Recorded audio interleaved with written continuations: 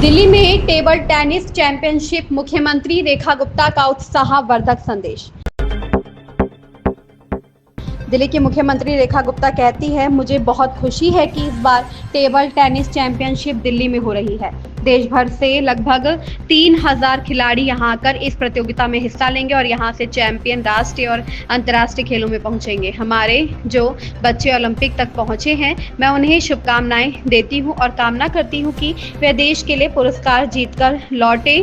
हमने अपने सभी खिलाड़ियों को अच्छे माहौल, बुनियादी ढांचे और सुविधाओं के साथ साथ वित्तीय सहायता की बात की है और हम उस दिशा में काम कर रहे हैं।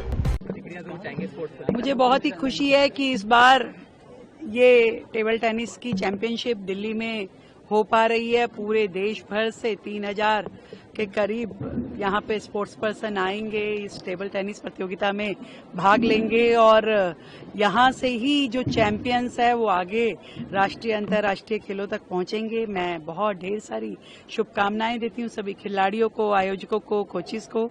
और सच में देश का नाम रोशन करने के लिए अब टेबल टेनिस भी एक बहुत बड़ा हमारा खेल का सेगमेंट है और यहाँ पे बहुत सारे प्रतियोगी भाग लेते हैं। हमारे जो बच्चे हैं ओलंपिक तक पहुंचे हैं उनको भी शुभकामनाएं देती हूँ और चाहूंगी कि वो देश के लिए अवार्ड जीत करके आए। मैम, आपने पॉलिसी की बात करी जिसमें आपने बोला कि प्लेयर्स को ज्यादा इनाम दिया जाएगा, उसके बारे में बताइए, कब तक आने के उसके हैं वो? जब बच्चे पदक लाएंगे तो उनको प्राइज मिलेगा, तो पहले उनको लाना है, उसके बाद हमें देना है। पर 100% जो बच्चे जीत करके आएंगे, हम दिल्ली सरकार अपनी ओर से जो घोषणाएं की है हम उन्हें जोड़ देंगे।